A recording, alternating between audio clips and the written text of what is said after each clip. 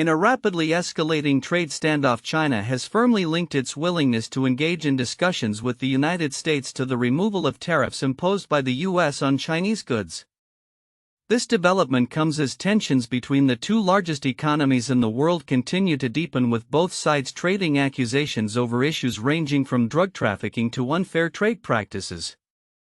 Chinese Foreign Minister Wang articulated Beijing's position during an interview with Russian state media, stating, "If the U.S. side really wants to solve the fentanyl problem, then it should cancel the unjustified tariff increase and engage in equal consultation with the Chinese side." This statement underscores China's demand that tariff elimination be a precondition for any meaningful dialogue about addressing the flow of fentanyl, a potent synthetic opioid that has contributed significantly to the drug crisis in the U.S. The backdrop to this standoff includes recent meetings between U.S. officials and Chinese diplomats, wherein U.S. Congressman Steve Daines urged Beijing to halt the export of precursors used in fentanyl production as a prerequisite for negotiations. The stark contrast in demands indicates a stalemate that threatens to derail any prospects for high-level discussions aimed at easing the trade rift.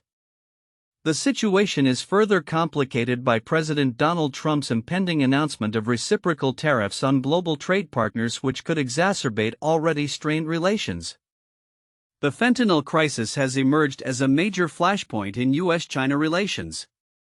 Trump has publicly criticized China for not doing enough to curb the flow of fentanyl into the U.S., while Chinese officials contend that the U.S. is using the issue as a justification for imposing tariffs.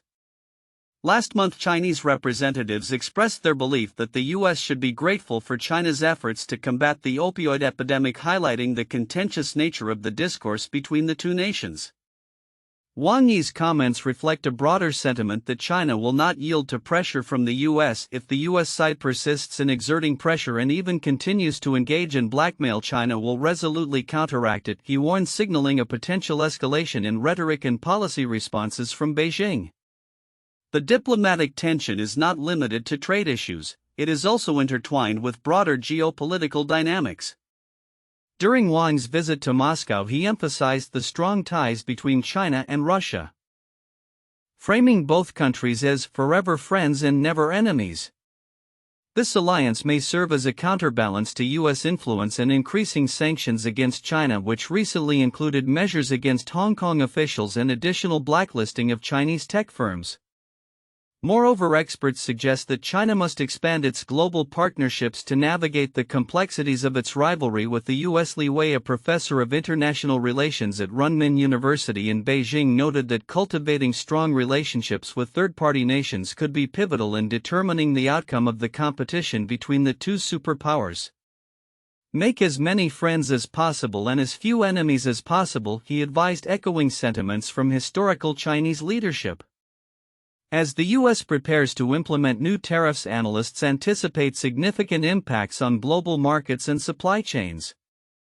The administration's approach, characterized by a push for reciprocal tariffs, is seen as a reconfiguration of international trade norms that could lead to retaliatory measures from other nations. Countries like Canada and the European Union have already indicated intentions to impose their own tariffs in response to U.S. actions. The escalating trade war not only threatens economic stability but also raises questions about the future of international cooperation and trade relationships. As both nations dig in their heels, the potential for a resolution appears increasingly dim, with the ramifications of these tensions likely to be felt in various sectors from agriculture to technology. In conclusion, the deepening stalemate between the U.S. and China over tariffs and fentanyl underscores the complexities of their bilateral relationship. With both sides entrenched in their positions, the pathway to constructive dialogue remains uncertain. As developments unfold, stakeholders within and beyond these two countries will be watching closely for signs of a potential thaw in relations or further entrenchment in conflict. The coming weeks will be crucial in determining whether diplomacy can prevail over discord in this contentious arena. In a rapidly evolving global economic landscape, the concept of the Mar-a-Lago Accord proposed by the Trump administration has emerged as a focal point of speculation and concern among investors and policymakers alike. Named in reference to the 1985 Plaza Accord, which is often cited as a pivotal moment that precipitated Japan's economic stagnation, this new accord aims to reshape the United States' role in the global economy. Its potential ramifications, particularly for China, have ignited debate about whether it could trigger a similar economic downturn for the world's second-largest economy. The undercurrents of the Mar-a-Lago Accord were first hinted at in November 2024 when Stephen Miron, the newly appointed chairman of the Council of Economic Advisers, outlined a strategy that involves devaluing the dollar to address the persistent U.S. trade deficit. Miron's article highlighted that the overvaluation of the dollar has significantly contributed to this deficit, suggesting that a recalibration could revitalize American manufacturing. The administration views this potential agreement as essential for reversing years of economic imbalances and bolstering domestic production. The comparison to the Plaza Accord is particularly striking, as many experts believe that the latter exacerbated Japan's economic woes by artificially inflating the yen, leading to a prolonged period of stagnation known as the lost decades. As the Chinese economy today bears resemblance to Japan's economic status during the 1980s, concerns are mounting over the potential for the Mar-a-Lago Accord to unleash a similar crisis in China.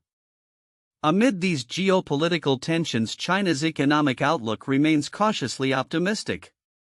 The country's growth target for 2025 is set at around 5%, driven by a commitment to high-tech innovation and green development.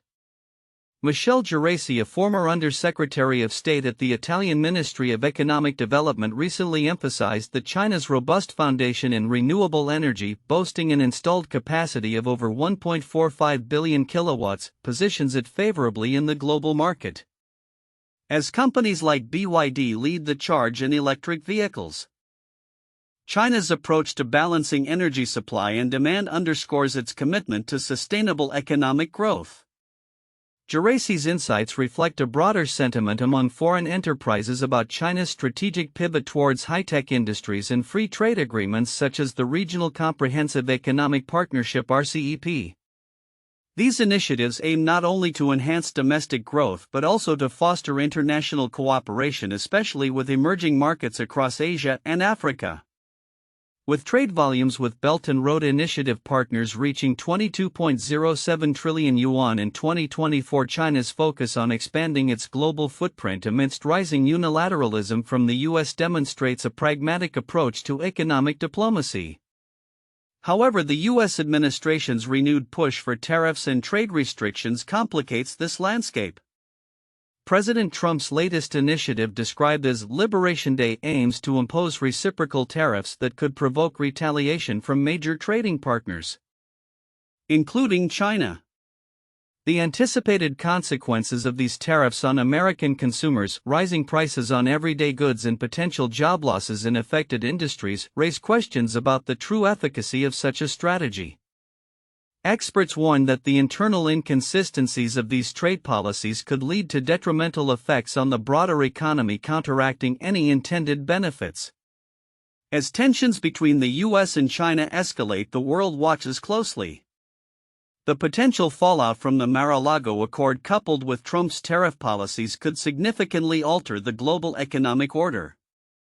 China, with its focus on innovation and sustainability, may emerge resilient, but the interplay between these two powerful economies will ultimately define the future of international trade and economic stability.